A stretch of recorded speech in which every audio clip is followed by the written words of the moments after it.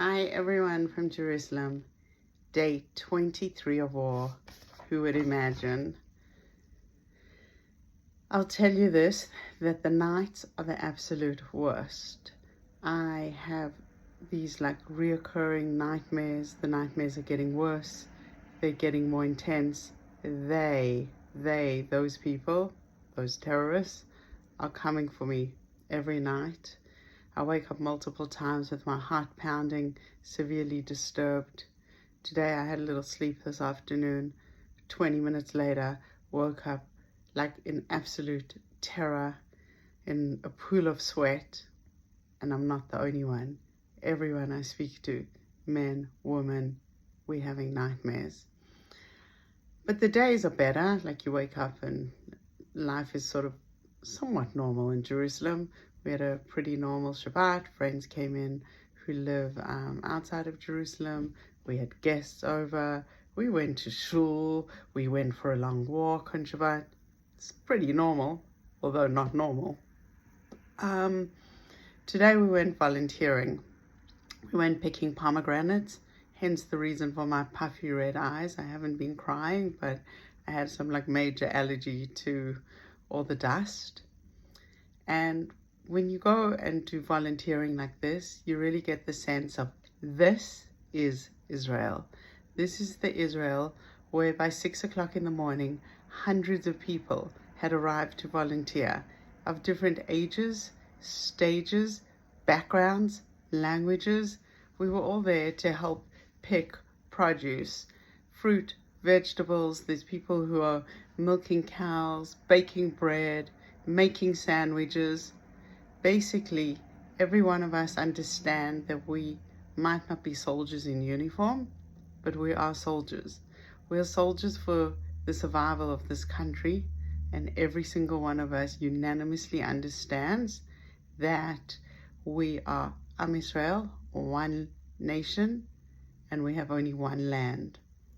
So when all the foreign workers have gone home because out of fear, especially the Thai workers, senior, so many of them were, I think 31 or something, were killed, and 11 are in captivity in Gaza. Lots of the Thai workers that work on the farms went back in fear, and the Palestinians who work, 20,000 Palestinians come into the agriculture every day and are not allowed to work in Israel, but Israelis are making sure they do their service. The news hasn't really been great, of course. Every day it just escalates. Israel has started its ground invasion in Gaza. While there's a lot of pressure from families of hostages and international powers to not do the ground invasion, I don't really believe, and I think a lot of Israelis don't really believe, we have a choice. Because if we don't root out this evil, in 3 months and in 6 months, we'll have another 6,000 rockets and another round of war and another operation and another operation. And more lives will be lost. And we have to root out this terror.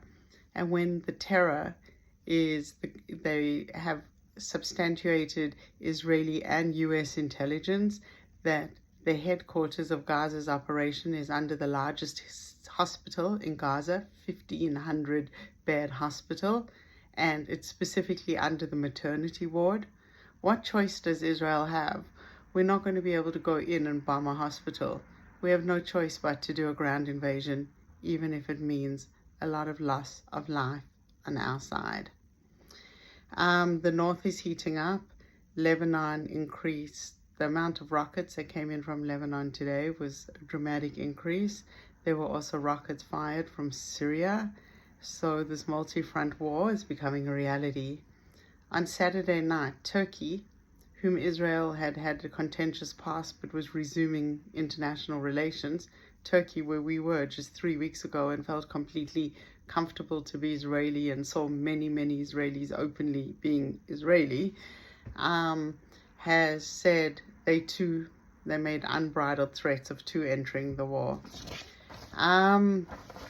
If you saw the news today, I don't know if this makes your international news, Dagestan, one of the Russian, I think it's it's a former Soviet Union country, I think, or province of Russia, I'm not even sure.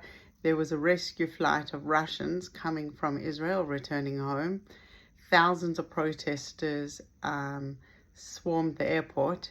They managed to breach the airport and actually get onto the runway to try and prevent the passengers from arriving because they didn't want the Jews. And the hotel that was supposedly hosting the Jews, they went in and stormed the hotel. And of course, it was kill the Jews, genocide against the Jews.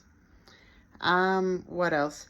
We saw today on Palestinian media that a senior Gazan official spoke about getting rid of the human waste, that Jews are human waste, and spoke about the only reason that America and EU countries are supporting Israel in this is because they're terrified of the human waste coming into their countries, so they want to keep it in Israel. Please note, they did not mention, not for 1 second, that this human waste is real. They spoke about Jews. This is about outright annihilation of Jews. But how are we going to win a war when a father today on TV was openly celebrating the death of his wife and his children in Gaza as martyrs and handing out candies? We just don't have the same value for life.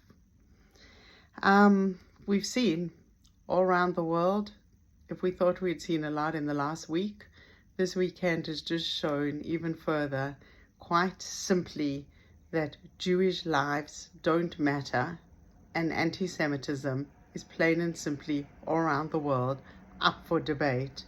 And we see all those organizations that fight for civil liberties, for justice, for rights, yet somehow are calling for the genocide of Jews. The only hope I can say is many years ago, for one of my events in New York, I hosted the Israeli ambassador to the UN, and he spoke to my group of young leadership, and he said, the bad news is that Israel lives in a very bad neighborhood. Since 1948, we've had tens of millions of neighbors who want to exterminate us, who want to annihilate us.